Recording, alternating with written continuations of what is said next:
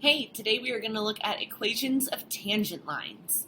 So far, every time we found a derivative, we talked about how that was the slope or the gradient of the tangent line. And we can just plug in the point and find out what the slope is of the tangent line at that specific point for the function.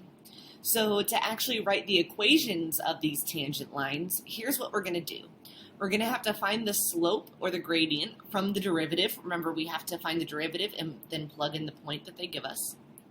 Find the coordinate from the original equations. So in f of x, 2 corresponds to what y value. And then once we have a point and a slope, we're going to go ahead and put it into point-slope form. Now, you can write your equations of lines in any way you want. If you want to write them in standard form, you'd be weird, but feel free. If you want to put them in slope-intercept form because that's what you usually use, cool, that's fine with me too. But point-slope form, that's just the easiest one to use because all you have to do is pop in a slope, pop in a point, and then you're done with it. So remember, m is always your slope, and the y1 and the y2, that's going to come from your point or your coordinate. So let's take a look. We want to find the equation of the tangent line through the given x value. So the first thing that we want to do is find the slope. So to find the slope, we're going to take the derivative. So we need to find f prime of x. We'll bring that 2 down in front and multiply and subtract 1 from the power. So the derivative of x squared is 2x. Now we want to find out what's the slope at x equals 2. So we want to find f prime of 2, which means just plug in 2 into our derivative. Sorry, I had a little bit of trouble writing there. There we go. So then 2 times 2, that means our slope here is going to be 4. So I'm going to put a little m there so I remember my slope is m. Then we need to find a coordinate. Now we want a point that's on our original function. So we're going to go ahead and plug in our x value into our original f of x. So we're going to take 2 and square it. And we'll get 4. So our x value was 2, our y value was 4, so we have the coordinate 2, 4. So now we have a slope, we have a point. Remember, this is going to be x1, come on, this is going to be y1. So now that we have found a slope and a coordinate, we can write the equation of the line. So remember, we're going to take y minus the y part of our coordinate, which was 4, equals m for the slope, that was 4, times x minus our x value, which was 2. And then we can leave it just like that. If you'd like to go through and put it into slope-intercept form, feel free, but like I said, you don't need to. Cool. Let's keep going. So now we want to find the tangent line of the square root of x cubed plus 7 at x equals 4. So the first thing we're going to do is we're going to find our slope. What might be helpful when we find this derivative is to rewrite this. X is going to be to the 3/2 power.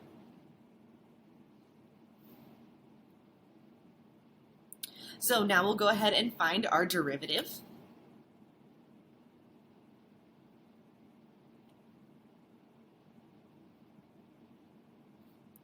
So we'll bring that power down and multiply out front, and then we'll subtract 1 from it. 3/2 minus 1 is 1/2. Now, what also might be helpful right now, especially if you don't have a calculator with you, is to put this back, 3/2 times the square root of x. That might be a little bit easier to plug 4 in here in a second. Because remember, we want to have the gradient of the tangent line at x equals 4. So we're going to plug 4 in here to our derivative.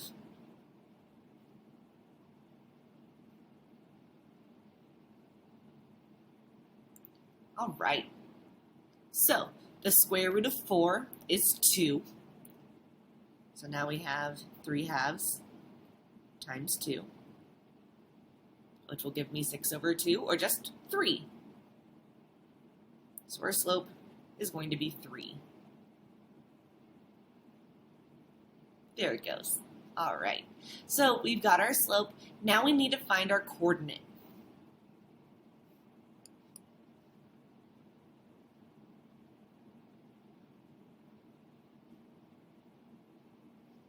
Good deal.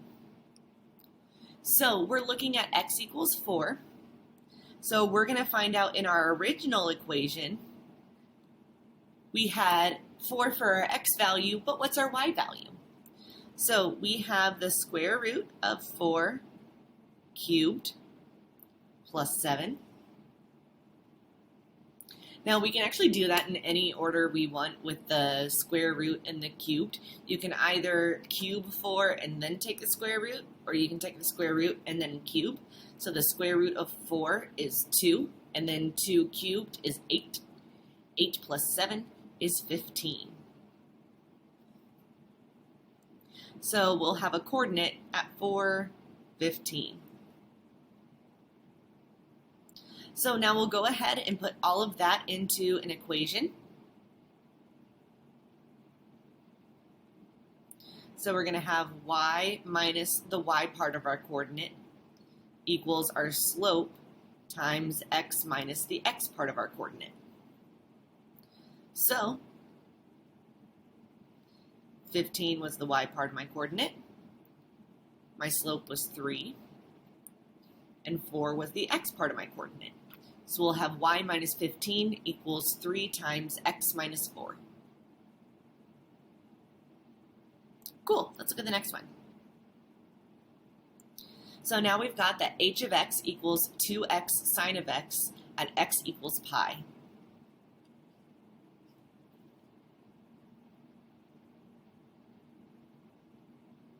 So we got to find the slope first. So that means that we will be finding the derivative of h. We're taking 2x times sine of x, so we're going to have to use the product rule. So 2x is my first, and sine of x is my second.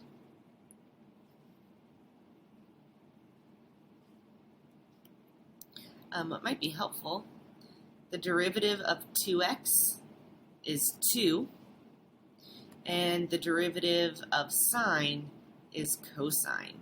So maybe that will be helpful to us.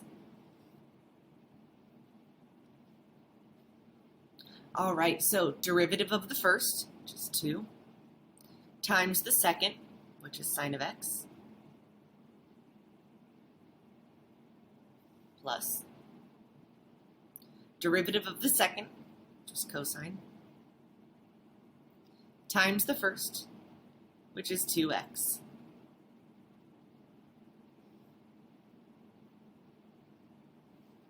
So here's what we'll do.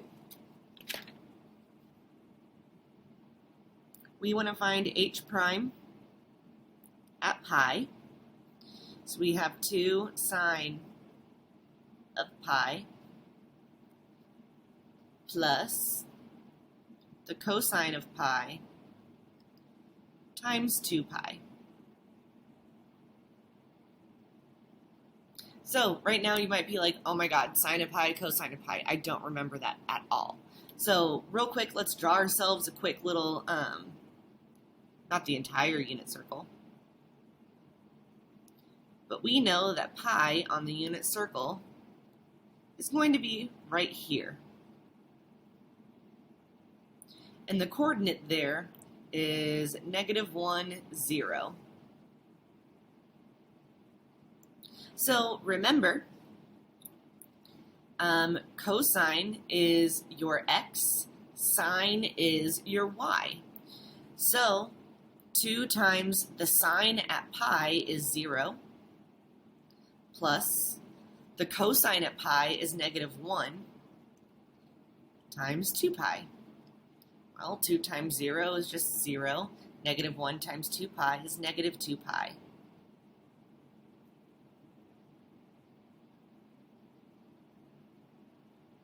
Cool. Now we'll find our coordinate.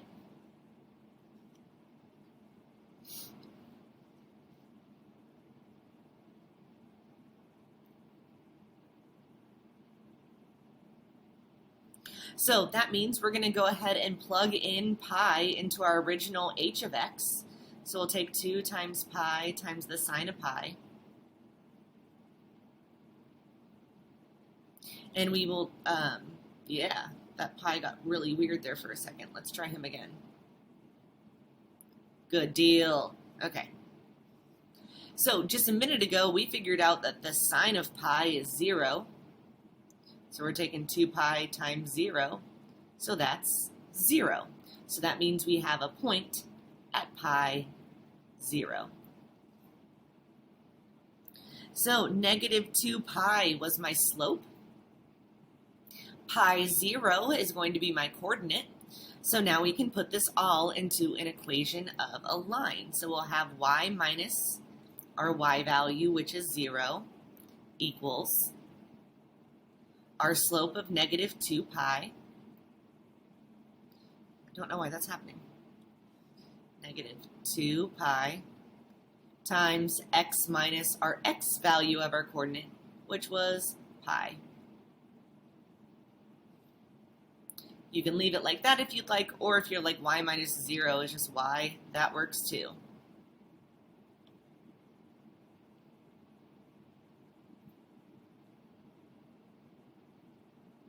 Good deal. So now let's talk about normal lines. So normal lines, you might remember the word normal from our vector unit last year. So normal vectors made a right angle together, right? So they were perpendicular. So a line that is normal to our curve at a certain point means it's going to be perpendicular to the curve at that particular point. Now remember, perpendicular slopes are going to be opposite reciprocals. So an example of opposite reciprocal slopes would be like 2/3 and -3 halves. Opposite means one is positive, one is negative. Reciprocal means you flip it. So we're going to do exactly what we were just doing, except now when we find the slope, we're going to make it opposite reciprocal once we find it and then go on our merry way. So let's take a look at this guy. We want to find the normal line at the given x value. So the first thing we need to do is we need to find the slope of the line that we're working with. So to do that, we're going to have to find the slope, or the derivative of this function. So we'll bring that 2 down and multiply and have 14x plus, and then the derivative of 4x is 4. So now we'll go ahead and plug in 1.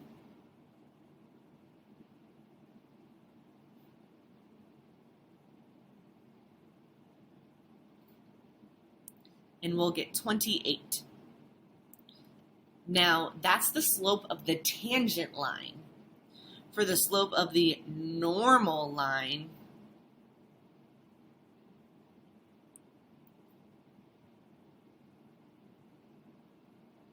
we need to take the opposite reciprocal of that. So since 28 is positive, the normal slope will be negative.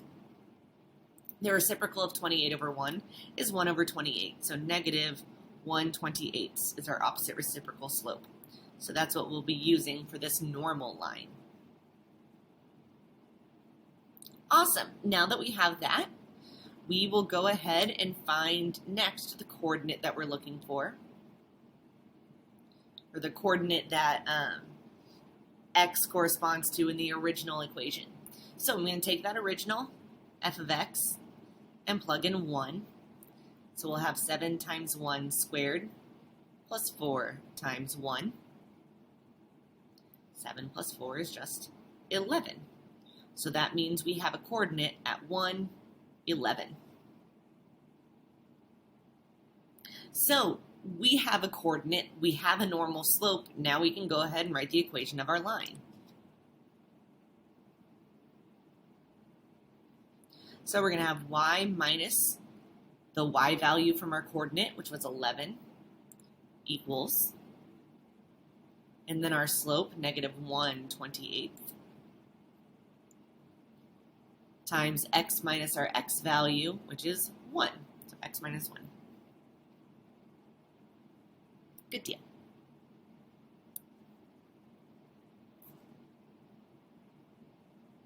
Oh my God, I made a silly mistake. Hang on. I don't want to go back and re-record this video, so hang on. 14 plus 4 is 18. Let's change that to an 18. Oh my gosh, guys, I'm so sorry, but I am not going back and re-recording this. 18. Boom, now that's an 18. Woo! Fixed it, guys. All better. My bad. You guys were probably sitting there for a couple of minutes like, it's not 28, Mrs. Davis. It's not. Sorry. Okay. Don't mess this one up too, Mrs. Davis.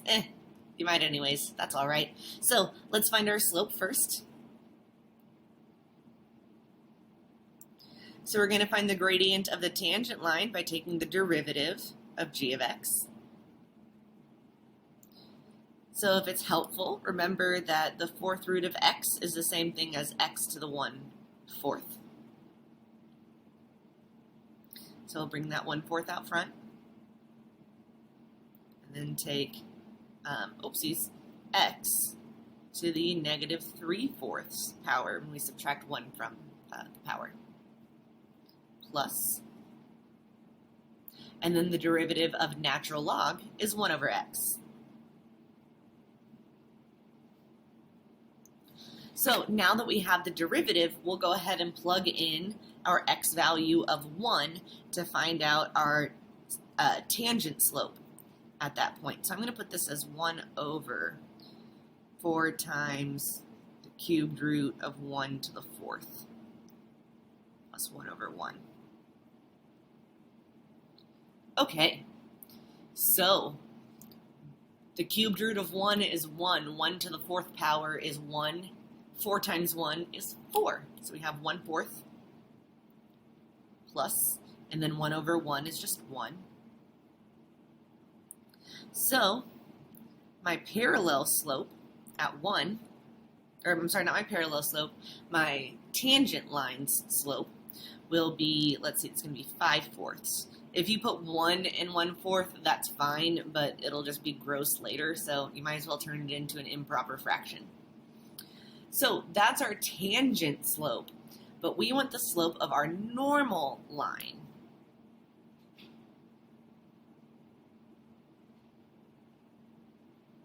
So our normal slope is going to be the opposite reciprocal.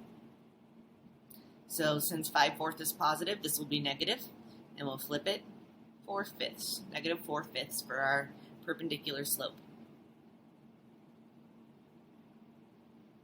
All right. Now we'll find our coordinate.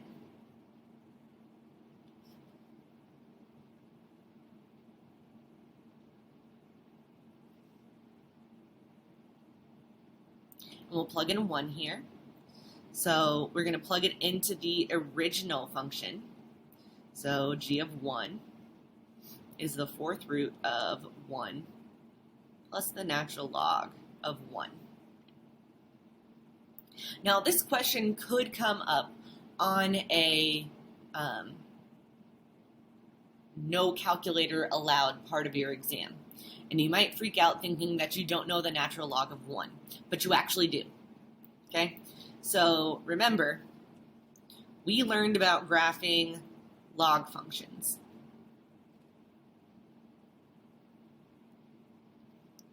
And actually, let's see if we can move that second line up a little bit.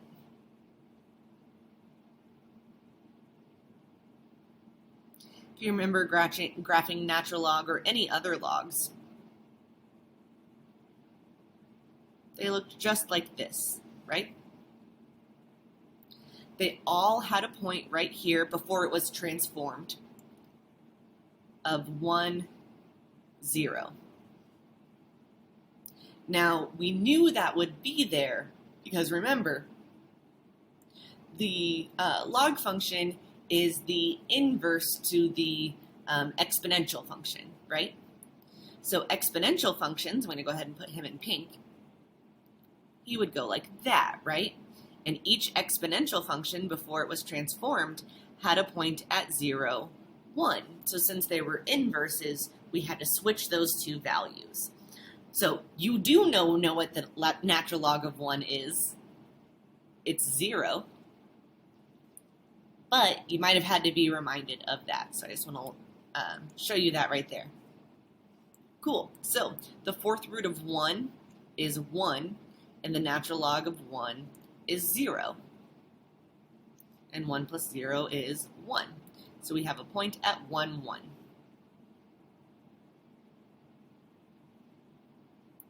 So we've got a slope, we've got a coordinate. We'll go ahead and now write the equation of our line. So we have y minus our y value is 1 equals our slope is -4/5 times x minus my x value was 1.